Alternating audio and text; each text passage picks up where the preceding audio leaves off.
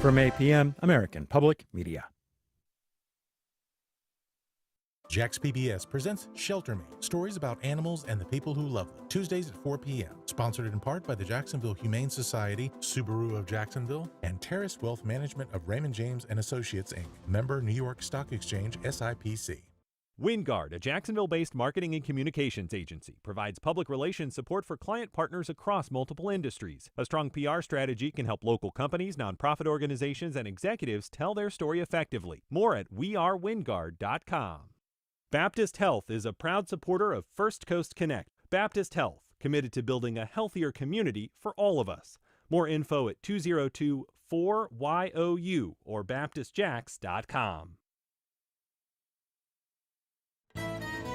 This is WJCT News 89.9 Jacksonville. Up next, national and local news from NPR and the WJCT News team.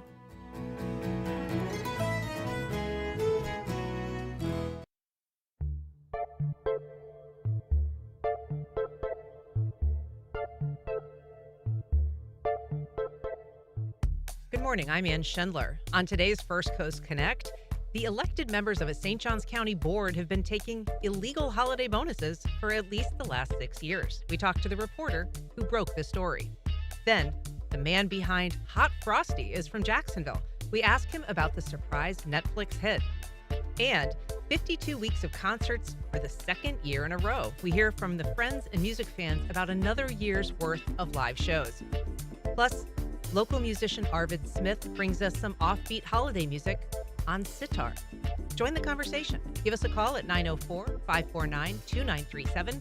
You can also email us at firstcoastconnect@wjct.org or tag us on social media. It's all ahead this hour after the day's news. NPR News, I'm Corva Coleman. The Israeli military says its forces intercepted a missile fired by Houthi rebels in Yemen at central Israel today. NPR's Daniel Estrin reports from Tel Aviv. Air raid sirens went off in central Israel, and the military says it intercepted the missile. It's the third missile fired from Yemen towards central Israel in nearly a week. On Saturday, one evaded Israel's air defenses and landed in Tel Aviv, causing damage and some injuries. The Iran-backed Houthi rebel group says it will continue these attacks as long as Israel's offensive continues in Gaza. Israel and the U.S. have bombed Houthi targets in Yemen in recent days. In a new speech, Israeli Defense Minister Israel Schatz admitted Israel was responsible for the assassination of Hamas leader Ismail Haniyeh while he was in Iran in July, and he warned Houthi leaders they could be next. Daniel Estrin, NPR News, Tel Aviv. Unionized Starbucks employees say they will widen their 5-day-long strike to hundreds of stores today. From member station GBH in Boston, Tori Bedford reports staffers claim Starbucks has stalled contract negotiations. No contract, no coffee! Unionized Starbucks employees have been negotiating a contract with the company for 3 years. In that time, baristas like Hannah Rafferty say the company hasn't budged on important issues like wage increases. Starbucks United members want a 64% increase, and Starbucks offered 1.5% over a 3-year contract. They haven't been engaging in actual bargaining with us, and we really want a contract, and they've been promising a contract by the end of the year, and they just have not come through on that. A Starbucks spokesperson says the company has been able to reach meaningful agreements on hundreds of topics raised by the union and is willing to continue negotiating. For NPR News, I'm Tori Bedford in Boston. Thousands of Amazon workers are also on strike. The Teamsters Union is demanding that the online retailer come to the bargaining table to settle a new labor contract. But Amazon says the Teamsters don't represent all of its workers, some of whom are third-party contractors. President-elect Trump is vowing to impose mass deportations on people who are illegally in the country when he takes office. There's also scrutiny of immigrants in the U.S. who are here legally. Scientific research in the U.S. relies heavily on scientists who are from other countries. More than 500,000 researchers are using temporary visas, such as those called H-1Bs. When he was last in office, Trump suspended these visas. President Biden ended that when he took office. But NPR's John Hamilton says it's not clear what will happen to the H-1B visas when Trump's again president. Trump has named Stephen Miller as his deputy chief of staff, and Miller was the main architect of the H-1B restrictions under the first Trump administrations. On the other hand, Elon Musk has been a supporter of the visas. NPR's John Hamilton. This is NPR. WJCT News 89.9 in Jacksonville. I'm Noah Hertz. AAA Auto Club is offering its free tow-to-go service to impaired drivers starting Christmas Eve. AAA spokesman Mark Jenkins says the Auto Club's goal is to keep drivers who are drunk or high from making a terrible mistake by getting behind the wheel. So if you've had too much to drink and you don't have a safe ride home, you can call Tow-to-Go and we'll dispatch a tow truck out to take the driver and the vehicle to a safe location within a 10-mile radius. You don't have to be a AAA member to use this service, and the service is free and it is a confidential ride home for that driver. Jenkins recommends partygoers make a plan for getting back home before they go out for the evening. That might mean having a designated driver, staying where you're celebrating, or calling a cab. The tow-to-go service, he says, should be considered a last resort to be used if those other plans fall through because the wait time for a tow truck can be lengthy. It's available from 6 o'clock tonight to 6 a.m. Thursday, January 2nd by calling 855-2TOW-TO-GO. The most popular cold and allergy pills and liquids on U.S. pharmacy shelves may not be there much longer. Researchers say phenylephrine, the key ingredient in Sudafed, Dayquil, and other over-the-counter medications, does nothing to relieve nasal congestion.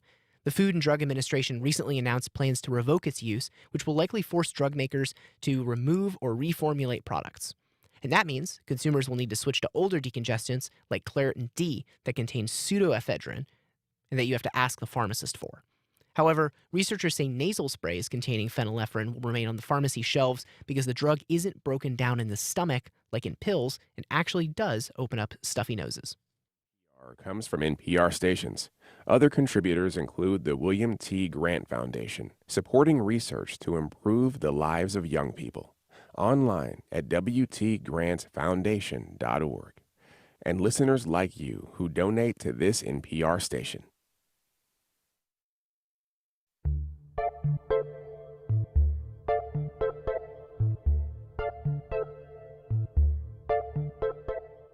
Support for First Coast Connect is provided in part by Baptist Health. Good morning. I'm Ann Schindler, and this is First Coast Connect. Today, a stinging indictment of a St. Johns County board after reports surface about inappropriate holiday bonuses. We examine how the practice began and whether board members face any consequences. Later in the program, we talk to the Jacksonville native and screenwriter whose Rotten Tomatoes score is higher than The Godfather's. But first, for the past 6 years, members of the Mosquito Control Board in St. Johns County have voted to award themselves ever-growing holiday bonuses. Here to tell us about it is the reporter who broke the story, Jacksonville Today reporter Noah Hertz. Good morning, Noah. Good morning, Ann. I guess I should correct myself. It's not the past 6 years. It's, I guess, 6 out of 7. It's the past, 6 out of the last 7 years, and possibly more than that, too. It's just that record keeping is a little difficult the further back you go. So definitely 6 out of the last 7 years. So how did you first learn about this? So I received an email. Believe it or not, I have not been keeping super close tabs on what the Mosquito Control Board is up to. Now, I can definitely tell you going forward, I will be at every one of those meetings. But I received an email from a reader and a constituent who had CC'd a bunch of people and was particularly frustrated that maybe the board should not be cutting themselves bonuses from the taxpayer funding that the board receives. And that kind of threw up some alarm bells in my head. So I went back and I watched their November meeting and caught this big, long discussion where, the board members were talking about how the salaries that they can take home are capped. I believe the cap is around $4,400 by state statute. They are not allowed to take home any more money than that. But it is a holiday tradition of theirs to give bonuses to the 25 or so employees that the district employs to, go out and spray mosquito insecticide, to be educators, to be researchers. They employ a lot of people. And included in those holiday bonuses were the elected members of this mosquito control board, control district board as well.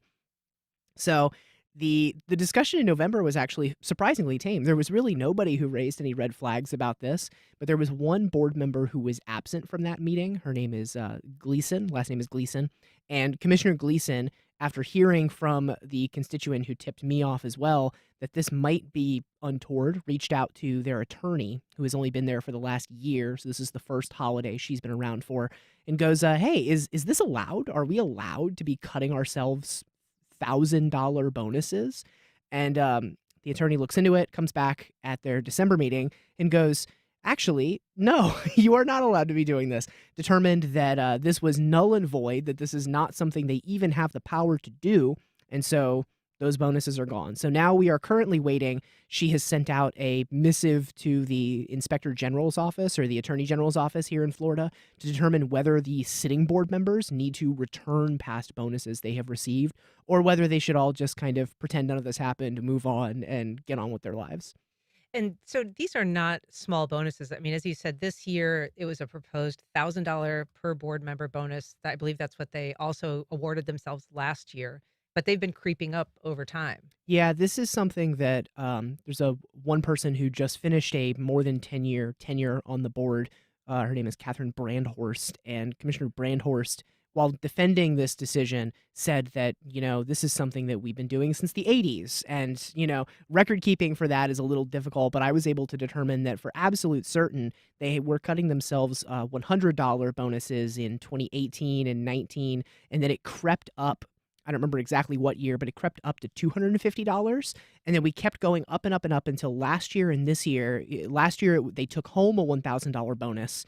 And this year, like you said, it was a proposed $1,000 bonus. So in defending this move, this is something Commissioner Brandhorst said is, well, all of our employees get cost of living increases to their salaries, but we don't, and it's unfair. Therefore, we should be able to award ourselves this money. But you can imagine that it's a little sticky when it comes to state statute when you are a elected representative using taxpayer money to give yourself money. And the statute says your salary is capped. Yes. And that you can't give yourself more. And that's where, it's tricky. It's tricky when you talk about this kind of stuff because legality and the ethical nature of some of these things gets a little sticky when you're an elected representative. It kind of comes down to, who's going to call you on it. And so in a case like this, it is, well, does the money that they're giving themselves amount to a raise or a one-off bonus? And considering it is pretty seriously explicit in state statute about how much money they're allowed to take home, their attorney determined that this does look like a raise. And so you also mentioned Commissioner Catherine Brandhorst, and she's sort of on her way out. She's been on the board for a long time, and she was the one that tried to justify these as saying their pay wasn't fair.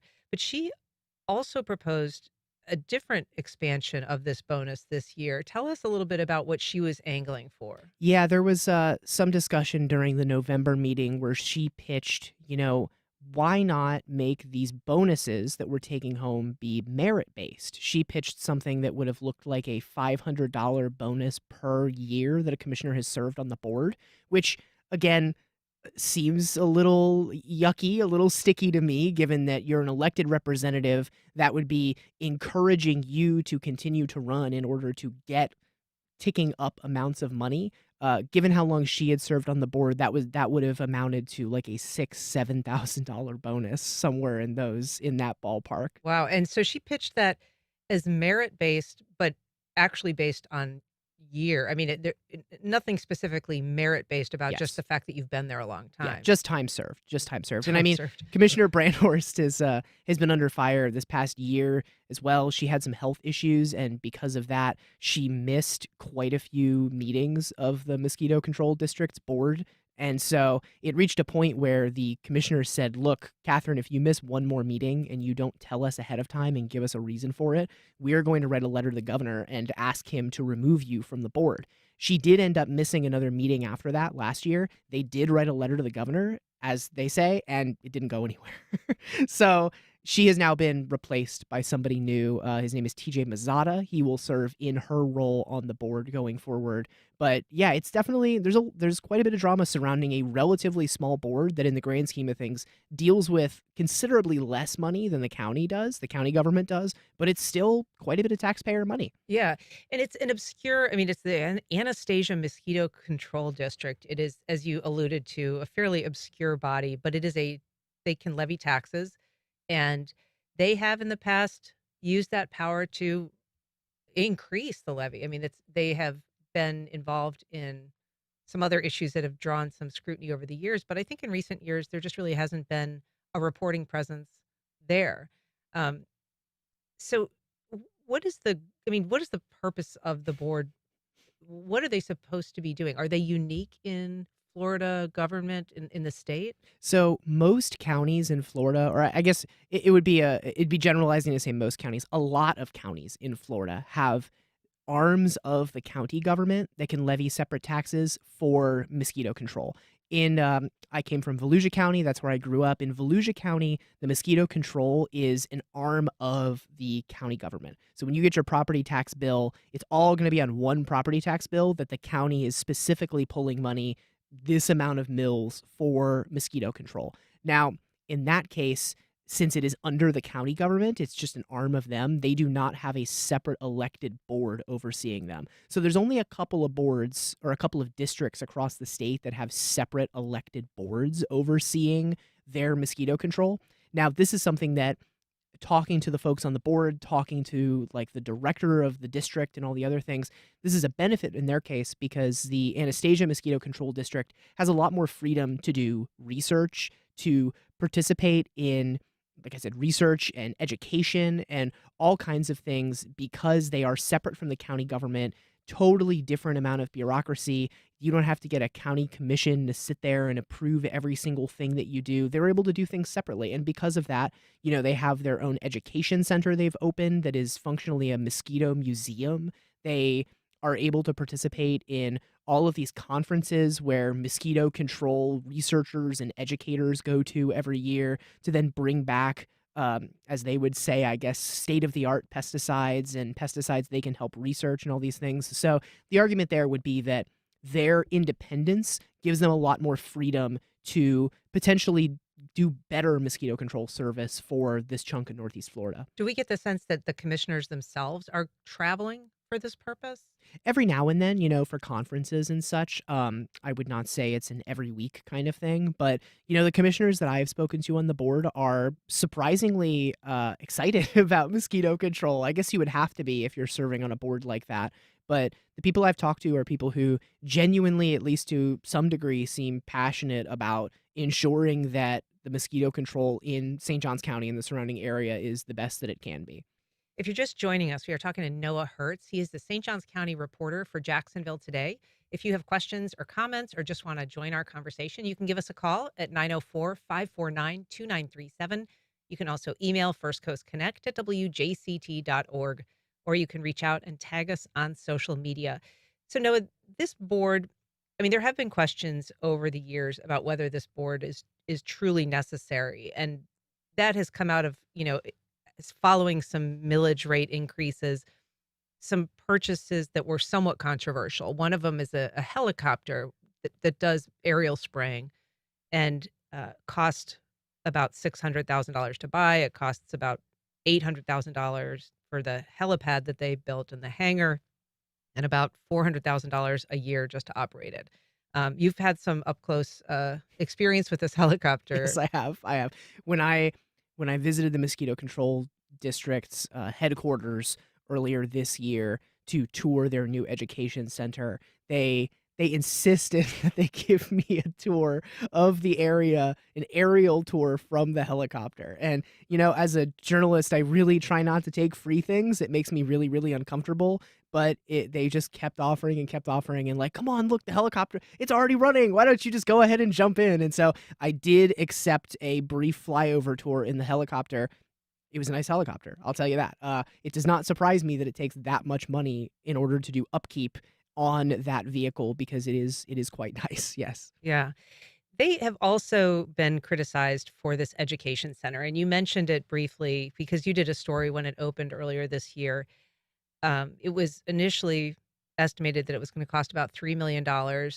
That itself was not without controversy. Again, we're Yeah. talking about taxpayer money. That decision to build it came after a millage rate increase. Yes. It ended up costing, according to your reporting, $4.5 million. So somewhat over the original estimate, although we should say that COVID intervened and a lot of things happened that raised costs during that. Exactly. And that's something that, COVID has increased the cost of everything. So if you talk to people who have been skeptical about this project from the very beginning, they will tell you, they will point at this as a reason to say, look, why did we build this to begin with? Look how much more money it has cost. Whereas if you ask the folks from the district, they will tell you just that COVID has made everything cost more money. And, in their defense too, or I guess the defense that they would make, it is the first time they'd ever done something like this. And so there were potentially places where, costs might have been higher than initially projected just because they want to build something that actually does benefit the taxpayers in the long run, actually does benefit the community in the long run, and is a nice place to bring people, to bring kids, and that kind of thing. Yeah. Initially, when it was proposed, everybody called it a mosquito museum. Yes. And then over time, it became known as an education center. It kind of became a little more palatable to lawmakers with that moniker. But it has some elements that still raise questions, including a very large mosquito statue at the entrance. Yes. Do we know much about who's using this facility, who it's ultimately benefiting, whether and is it something that's going to be free to people who attend? Back when I first toured it, if I remember correctly, the original proposal was it is free for now, but as they got an idea of how many people were visiting it, then they would consider charging a small fee. The idea is that it's something that will be available to kids and families and this kind of thing. I remember when I toured it, it was not even fully open yet. It was only really open on a trial basis. There were a couple exhibits that weren't 100% done, but there was at least 2 or 3 classes of homeschooled kids who were coming through. Or I say classes, it was like a small group and then a couple of families who were going through it. And the kids were having a blast when I was walking through. This is kids whose parents say, "Oh my God, I never thought they'd be interested in bugs." And here's this giant life-size mosquito, well, 4-foot large mosquito on the wall, and they're really interested in it. I can't say yet exactly how many people they've had visit it in the past year. I've been waiting until it hits 1 year until it was fully open, and then I'm going to request what their attendance was, because that's something I'm really curious about too. You spend so much money on this. Will it pan out in the first year? Is it something that they did a good enough job promoting? Is it something that in 1 year enough people have visited, and are they projecting those numbers to increase if not? If you're just joining us, we are talking to St. Johns County reporter for Jacksonville today, Noah Hertz, and we welcome your calls and comments. You can reach us at 904-549-2937. We've got a call from Jerry in St. Augustine. Good morning, Jerry. Go ahead. Yes, good morning. Thank you. My question is, are these board members who decided to give themselves bonuses the same people who decide on the safety of county residents? For instance, when aerial bug spraying goes on over homes, how much they use? Do they use knowledge? Who decides on these safety precautions? That's, I guess, my question. Thank you. Thanks, Jerry. Noah, what do we know about how involved they are in those decisions? So I can definitely say, having watched a few of the district meetings now and read through the board minutes for a bunch more, that this is, I don't want to characterize it as a bunch of elected bureaucrats who don't really have a lot of knowledge of these pesticides, of mosquito control, just kind of throwing numbers out there and saying, how about we spray this much over Nocatee and this much over Silverleaf? They do have a large staff of researchers, of people who have worked in this field for a long time, of people who have studied this and are very up to date on what the latest science is. And those are the people who are proposing the numbers, who are suggesting how much they should spray where. And it is worth noting, too, that the majority of the spraying that happens to is not necessarily aerial. Again, not an expert in mosquito control, but my understanding is that quite a bit of the spraying that happens is much more targeted on the ground. And that's when you see the people going through in trucks. they get out, they have the hose, and they spray specific areas. The helicopters are generally really utilized most over marshy areas. After there's been a big, like after a hurricane goes through, after a marsh is flooded, that's an opportunity for a helicopter to go through and dump pesticides over a larger area where there is expected to be increased mosquito breeding. This helicopter is not necessarily going over neighborhoods and just dumping oodles of pesticides on places where it could affect people, animals, that kind of thing. And Jerry was specifically concerned about Naled, which is a pesticide that's approved by the Environmental Protection Agency for use by, mosquito purposes like this. Do we know anything about what pesticides they're using? Is there any way that residents can find out more about that? I'll be honest, I do not know off the top of my head. That is something that I will look into and see if I can get some more information about. But I do know that if you just Google search the Anastasia Mosquito Control District and you go to their website, if you just call up and ask, they are generally very happy to answer questions, at least in my experience. I know they are used to fielding questions like this from people who don't really understand, I mean, myself included, don't really know what the ins and outs of mosquito control look like. So I have no doubt that if you called up and wanted to talk a little bit about specific pesticides and then the safety of those pesticides, that they would hopefully answer your question. And if not, give us a call. I've been trying to scan their website, and it doesn't appear to me that they say specifically what kinds of pesticide they use, but it does say the dosages at which these products are legally dispensed are at least 100-fold less than the point at which public health and environmental safety merit consideration. So. Yeah, and that's something that's governed by state statute and federal law too, I believe. That's not something that they are necessarily off the cuff deciding on laws and those kinds of things. I want to take a call from Eric in Arlington. Good morning, Eric. Go ahead. Oh, good morning. Merry Christmas and all that. So my neighborhood is designed in such a way that stormwater runoff runs down these ditches because we have septic tanks that are open through our front yards, and they're supposed to run down and out. And because of poor maintenance, and also because it's just sort of designed the way it's designed, it collects a lot of water. And I know that standing water is a breeding ground for mosquitoes. So then I guess the city comes in and sprays a lot for mosquitoes over there. But once again, poor people like myself that live out on the northwest side out there, we're subject to public health issues that other people aren't, because we've got the way in which the drainage is arranged, we've got mosquitoes, and then the only way to combat the mosquitoes that's been created by this poorly maintained system, is to spray these pesticides everywhere. So, I know that in other parts of town where, there aren't these, where there's more money, where people have more money and they're better off, they don't have these sorts of arrangements, these ditches that are open to the air. So you care to comment on that? Thank you. Thanks, Eric. I mean, again, that's something that I don't feel comfortable commenting on the specifics of pesticides used, the amounts used, but historically, Eric is correct. I mean, it is areas with poorer people, with people who are lower on the socioeconomic ladder, who in the long run, in 30 years, when a story comes out about a pesticide that was used that might not have been as safe as the government or an agency thought it was initially, end up feeling the brunt of those health issues. So I'm certainly hopeful that nothing like that happens in this area, but it's definitely something to keep an eye on going forward here. So, Noah, one of the things that you focus on as a reporter at Jacksonville Today is St. Johns County, and you were really specifically brought aboard to focus on St. Johns County. It is one of the fastest growing counties in the country. It is bereft of much in the way of reporting. There are a few reporters in town that do focus on St. Johns County. I can think of Stuart Corfidge and Jessica Clark, but it is an enormous place to cover, and it's hard for any one or two people to cover all of these boards, especially obscure ones. Absolutely. Yeah.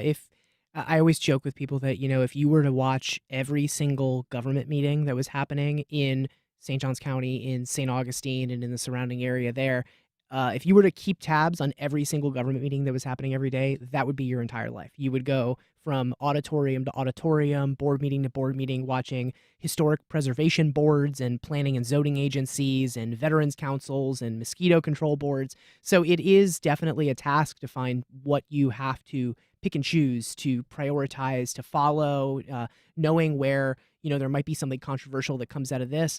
But like you said, it's tricky because it is an area that is really just itching for people to pay attention and people to hold powerful people to account, there's, a big issue is development in the county, to hold developers to account, because I hear from a lot of people who are upset that there is not as much news coverage in St. Johns County as they wish there was. The St. Augustine Record does not have near as many staff members as it used to. The TV stations that have reporters covering the St. Johns County area also have to cover the Jacksonville area. And so it is tricky, but I can say, it's been almost a year since I joined the Jacksonville Today team. It has truly been a joy to try and wrap my arms around this area and figure out what needs to be covered. Every time I talk to somebody, I end almost every conversation with, what do you think we should pay attention to? Because I don't want to claim to be an authority. I grew up near St. Augustine, but I wasn't there like watching the local news every night when I was a 9-year-old. So it's something that I'm really enjoying covering, but it's also something that, like my inbox is always open. I am always looking for potential leads, because I would be lying if I told you that I was able to keep tabs on every single little thing that really deserves in-depth coverage in St. Johns County. I wanted to ask you about that. I mean, if people listening have something that they want you to dig into or a story idea that they want to pitch your way, what is the best way for them to make contact with you? If you go to jaxtoday.org and pull up our masthead, find all the folks who work there, you can find my little face, my little picture, and you click on it, and it's got an email address right there. It is noah@jaxtoday.org. We all follow the same email format of first name @jaxtoday.org. I'm pretty easy to reach. I respond to my email as quickly as I can. And, if you see me at a government meeting, at a St. Augustine City Commission meeting, I'm usually the only guy in the audience with a computer, like ferociously taking notes on my computer. And I get a lot of weird looks sometimes, like, why is this guy tapping his keyboard so fast in the middle of this meeting? But yeah, I'm always happy to talk to people who have things that they have been following that they just don't have the time to really dig into. Yeah. Well, Noah Hertz, you're doing great reporting in St. Johns County. Thanks for the report on the Anastasia Mosquito Control District. You can find his stories at Jacksonville Today.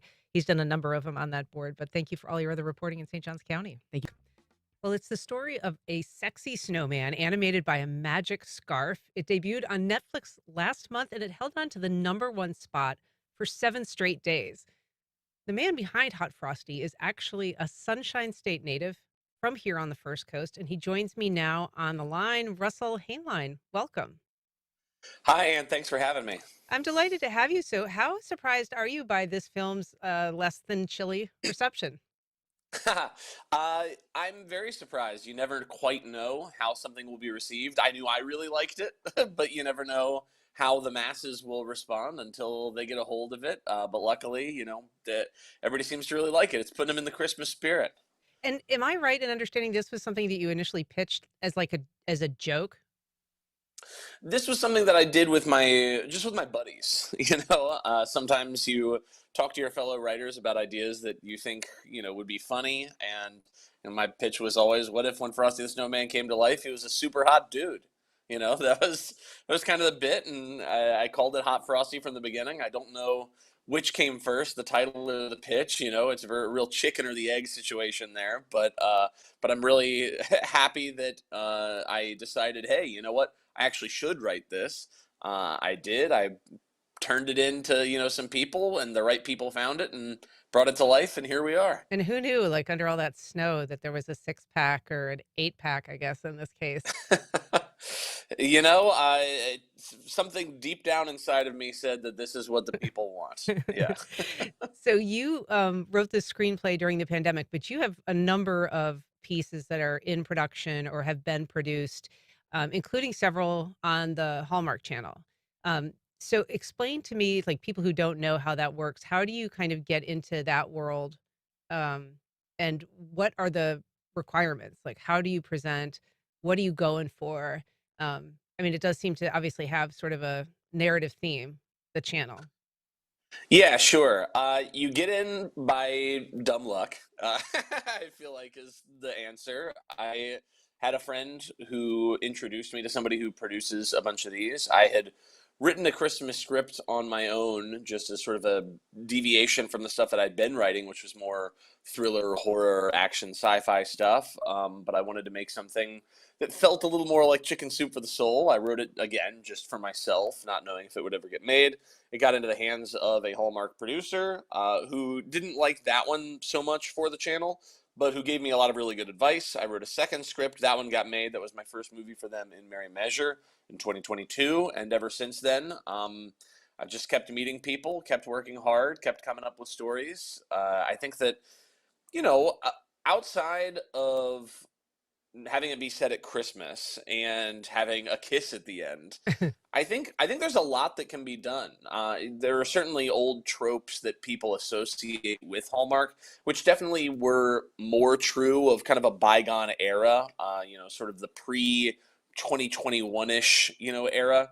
But I came in around 2022, and they have never told me, there has to be a big city woman who goes to a small town and meets a sexy baker, right? Like that's never been something that I've been encouraged to do. If anything, I've been encouraged to do the opposite, to find new stories, new interesting ways to give people some Christmas cheer, and to create some romance and some comedy, but, not just relying on the old standbys. So, the things that I've had the privilege to write, like the Santa Class, which came out last week, it's about a school for shopping mall Santas. That's a very different thing.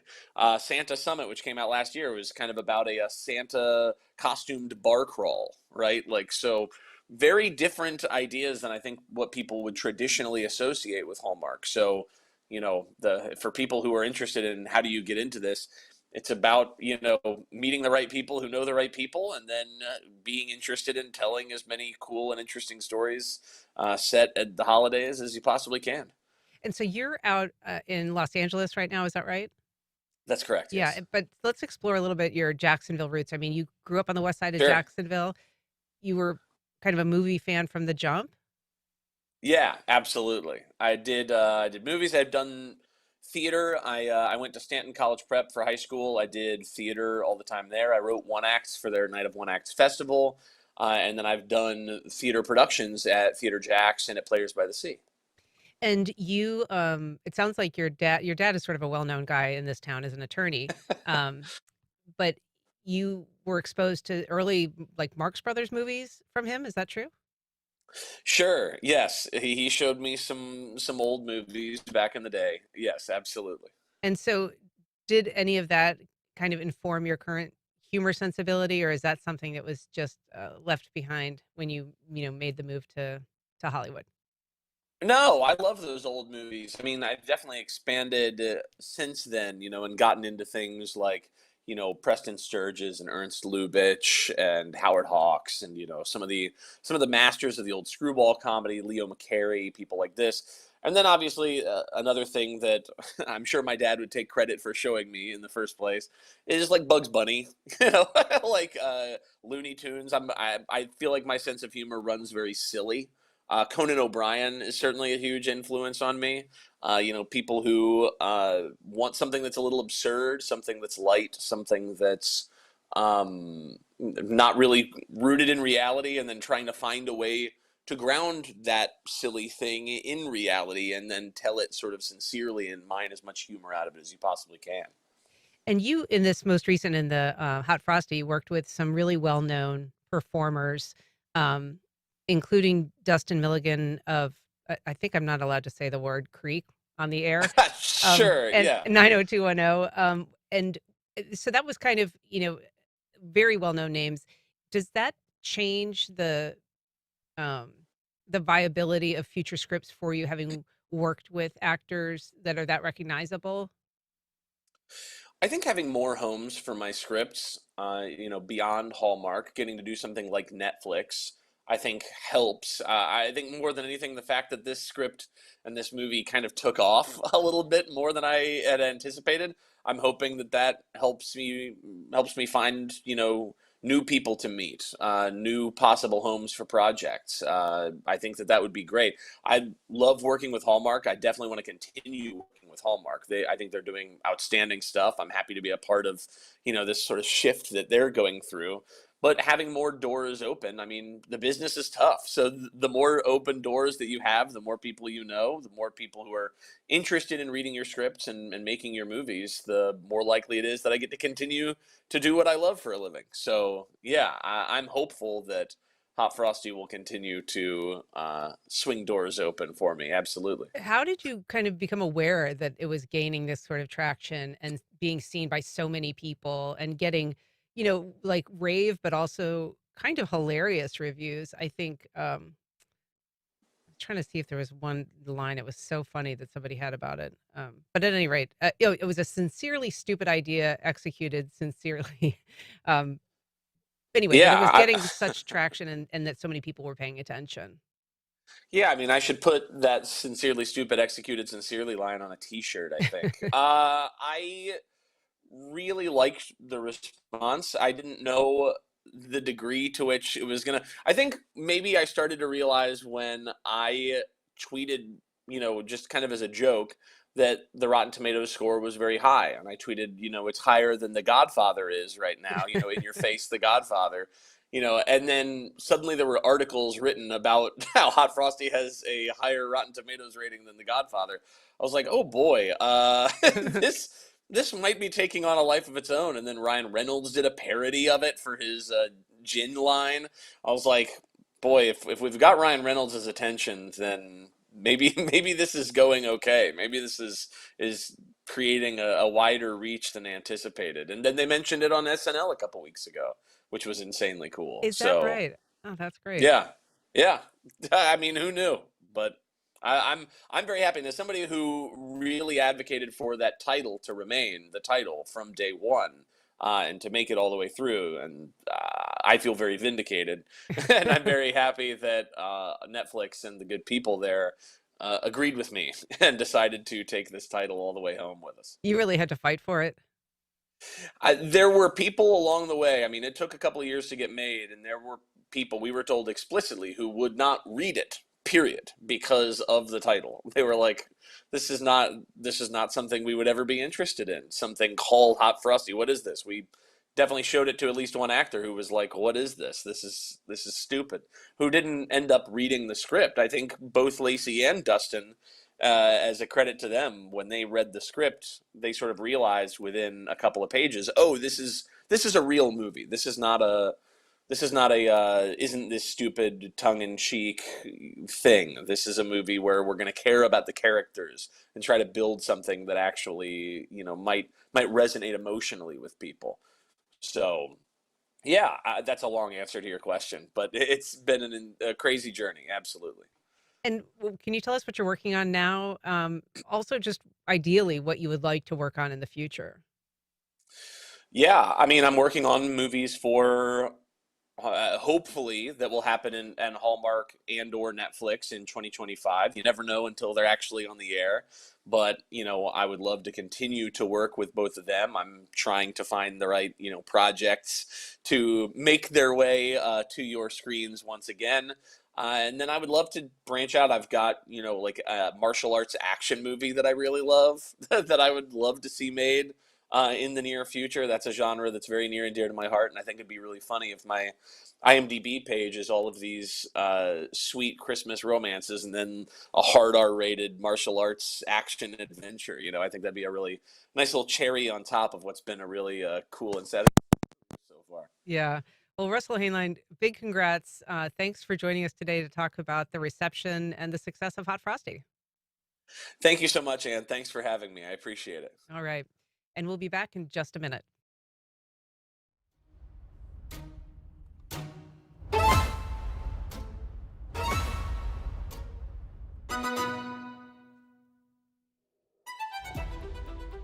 Welcome back. Well, last year, two diehard music fans set an ambitious goal: 52 concerts in 52 weeks for the second year in a row. Here to tell us about their musical adventure part 2 is former First Coast Connect producer and music fan Heather Schatz. Welcome, Heather. Hi, thanks for having me. Thanks for being here. We're also joined by her concert buddy, Jason Roth. Welcome back, Jason. Thanks for having us back. It's great to have you back. I can't believe that this is year 2 of this adventure of yours. Why did you decide after having done it the first time that you were going to try to duplicate this kind of insane, quixotic musical It definitely gesture? wasn't planned. Okay. After we finished up last year, we had kept a pretty rigorous schedule to try to hit that goal. And so we went into the new year thinking, well, that was fun. If it happens, it happens. If it doesn't, it doesn't. And then I think probably by May, we already had 30, 35 concerts under our belt. And we were like, might as well do it again. So 52 weeks of music is what we're living right now. And so we're at December 24th. Not much left of the year. Have you guys, what's left? We actually completed it. You're and done. Yeah, I think we both hit 53 on Friday night. We went to go see some DJs at Kickbacks. Okay. Well, what have been like your highlights of the year? For me, one of my favorite shows was the Flaming Lips at the Florida Theater because that was a whole big production. They had blow ups, they had confetti, and it was just super immersive, which I loved. I'm guessing the audience was probably as much fun to watch as the Yes, performers. yes. Even Numa, who runs the Florida Theater, was blown away. I don't think he quite knew what to expect when they booked them. I have to say that Jackrabbit's 25th anniversary show with JJ Grey and Mofro was probably my favorite experience of the year. Just seeing him in a real intimate 200-person venue, and he usually does festivals and amphitheaters and whatnot. And being able to, he's known for sort of story time with JJ, Yeah. right? And so being able to like be right there, couple feet from him while he's giving a great performance was really, really cool. So, shout out to Jackrabbits and Tim and them for making that show happen. Yeah, 25 years is a big landmark for them too. It was. So you also saw the Vampire Weekend. You saw Amigo the Devil. What other bands did you see? I mean, give us a rundown of some of the other. So our musical taste is kind of all over the spectrum, which I think helps us accomplish our goal. So we saw Bonnie and Clyde, which is a DJ duo where she sings. They actually came here twice, once at Cinco de Mayo and once at Myth. I slept through the Myth one because I was too tired to go see them again. But she made it onto the stage at the Cinco de Mayo show. So. Onto the stage. Yes, Yeah, very yeah. participatory music experience. Good. Yeah, that was cool. And then I think it wasn't in Jacksonville, but I've always wanted to see a show at Red Rocks. So I got the opportunity to do that this Who'd year. you see there? 30 Seconds to Mars, Jared Leto. Yeah, so that was a really incredible opportunity. I was super jealous. Yeah. I've always wanted to go to a show at Red Red Rocks. Rocks, and the closest I got was I took my son to go visit Red Rocks and got winded running up the stairs there. An incredible venue. So out of town concerts do count. They do count. Rules were just had to be intentional. You had to have a ticket, or you had to make an effort. Couldn't be a singer or songwriter at happy hour or anything like that. So what, I mean, the ticket, like what about the cost? How much money are you guys sinking into this adventure of yours? So we found ways to save money. I mean, a lot of venues here, like Intuition and Jackrabbits, most of their ticket prices are under $30. So we see a lot of shows at those types of places. But 30 times 52 times Yeah. 2 is still a lot of money, right? I mean, like I've said before, when you're trying to prioritize where you're spending your money, you could either go out to a bar and spend a bunch of money on shots, or you can go see a great band, and that's what we chose to do this I year. mean, you can do both, I guess. You can do both, right? And sometimes too, if you wait to the last minute, you can find tickets for resale. So, for example, Vampire Weekend, we sort of missed the initial sale, and the tickets were really expensive. And 2 days before, I was on one of the resale sites, and we found really reasonable seats up in the bleachers, and it ended up being a full moon and a gorgeous evening. So if you can kind of be spur of the moment, you can find some good deals. And you do some eclectic shows, at smaller venues, but you're also a Swiftie, right? Did you make it to the Eras tour? No, I got booted from the Eras tour. So my daughter is a huge Swiftie, and we got tickets in Miami. It took several hours of my life waiting in a queue on Ticketmaster, and she decided to have a contest between my husband and I to see who the bigger Swiftie was, and he won. Even Uh, though you invested all of that time in getting her the tickets, does she feel terrible guilt about that decision? No, she just doesn't think I was into to Taylor enough. I did really want to go though for the production value because I watched some of the movie, and as a music fan, it just looked incredible. The bigger the act and the bigger the venue, artists tend to do bigger productions, and Taylor sort of set the standard for production value. But I'm not the biggest fan of huge arena shows or whatnot. Yeah. But we did see a couple of arena shows that had great production value, like AJR and Justin Timberlake and whatnot. It was a really good year for music. Next year, going to do it again? Well, we already have some bands we're excited about seeing. I'm stoked about Cascade, who's doing the opening show at Decca Live. He's a huge, huge DJ, headlines at Ultra, sells out arenas. So for him to come here to a small venue like Pretty that. sure we already have a half dozen tickets, and we've got something cooking for next year, but not quite ready to talk about it yet. All right. Well, we'll have you back if you do it, and we want to hear about it for sure. Thanks for dropping by and letting us know about 52.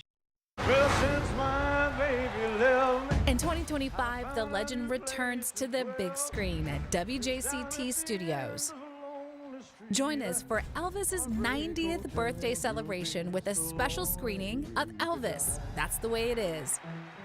Doors open at 6:30. Film begins at 7. January 15th, 2025 at WJCT Studios. Visit wjct.org/events for tickets. On the next Fresh Air, David Byrne plays some of his favorite Christmas recordings for us, and at my request, includes a Christmas song he wrote and recorded. Byrne is the co-founder and frontman of the band Talking Heads, is the founder of the record label Luwaka Bop, and has created Ultra-processed foods now make up the majority of calories in the typical American diet. Every aspect of these foods is tuned up to increase excess consumption, if you like. We know that this stuff is addictive. We know it's now as harmful as cigarettes in terms of the global effects. So how do we get back to eating real food? I'm Meghna Chakrabarty. That's on the next On Point. Today at 11 on WJCT News 89.9.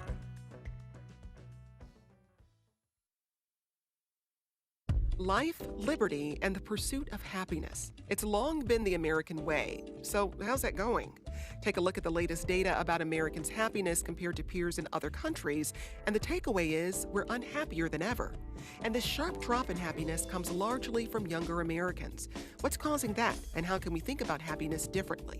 That's next time on 1A. Today, starting at 10 on WJCT News 89.9.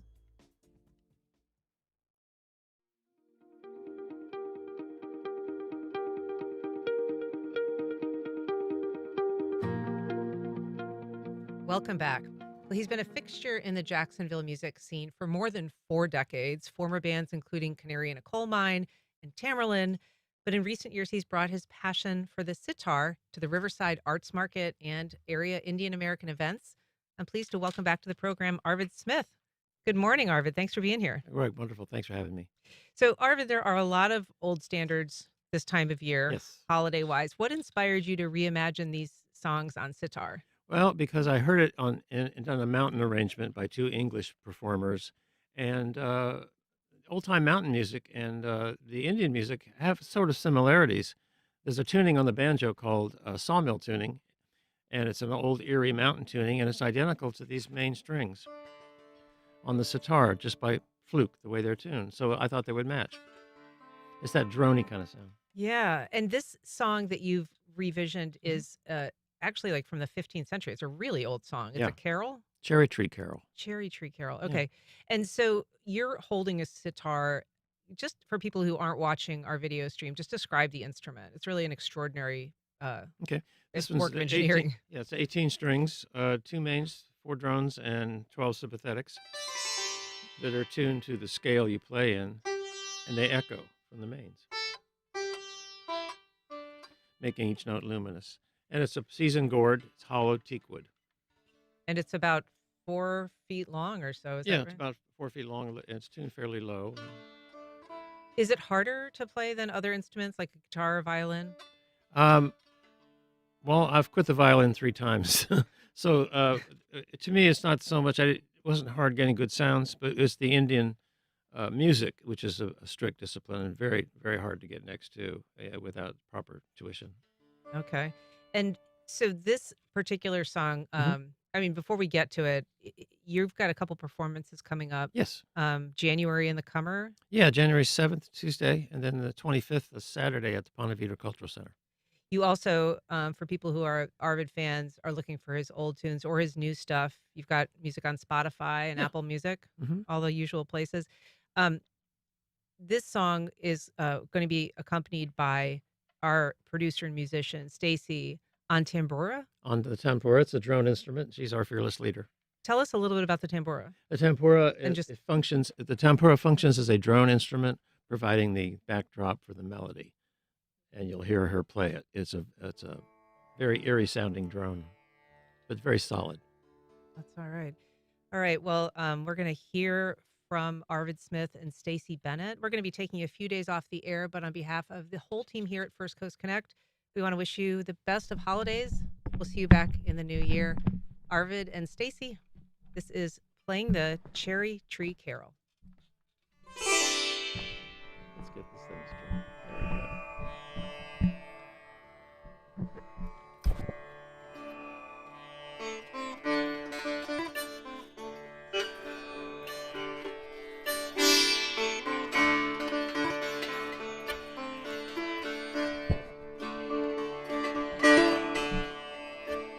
Joseph was an old man was he, when he married Virgin Mary, the Queen of Galilee. Mary and Joseph were walking one day to an orchard of cherry trees. They chanced to stray.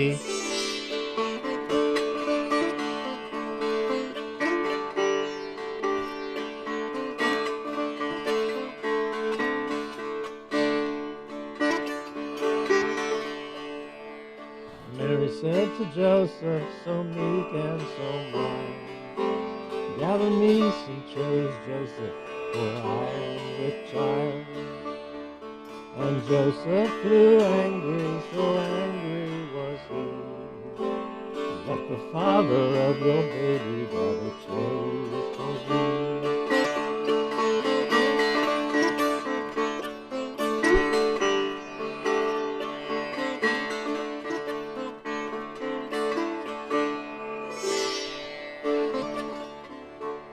Then up spoke Lord Jesus from in his mother's womb. Bow down, you cherry trees, bow down to the ground. And the cherry trees, they bowed down so low to the ground. And Mary gathered cherries while Joseph stood round.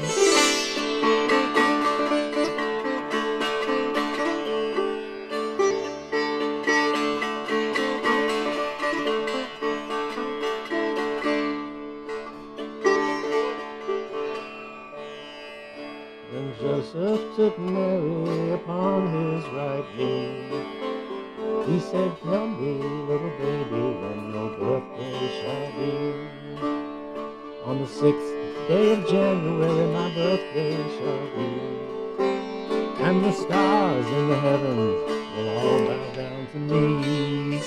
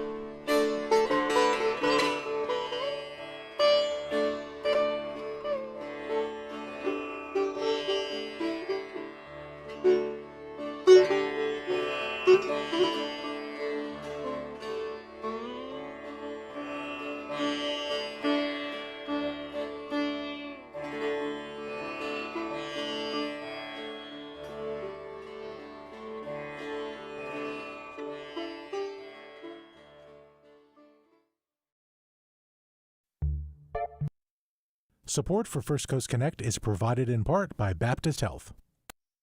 Baptist Health is a proud supporter of First Coast Connect. Baptist Health, committed to building a healthier community for all of us. More info at 202-4YOU or baptistjacks.com. Mocha Jacksonville presents Spectral Subjects, an interactive art installation that transforms Mocha Jacks's atrium into a thermal observatory that changes with every visitor interaction. Information at mochajacksonville.unf.edu.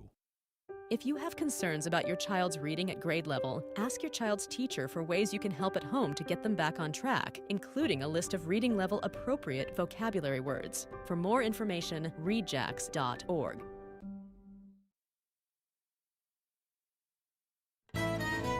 This is WJCT News 89.9 Jacksonville. Up next, national and local news from NPR and the WJCT News team.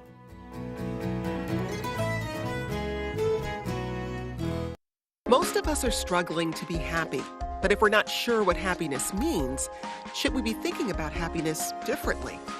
From WAMU and NPR in Washington, this is 1A.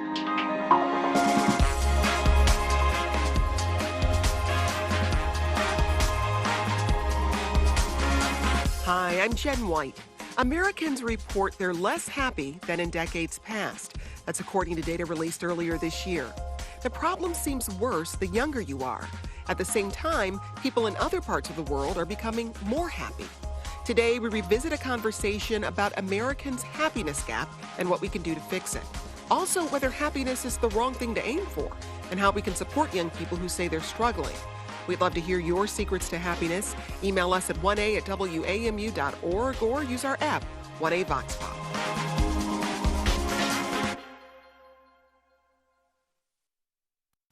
Live from NPR News, I'm Corva Coleman.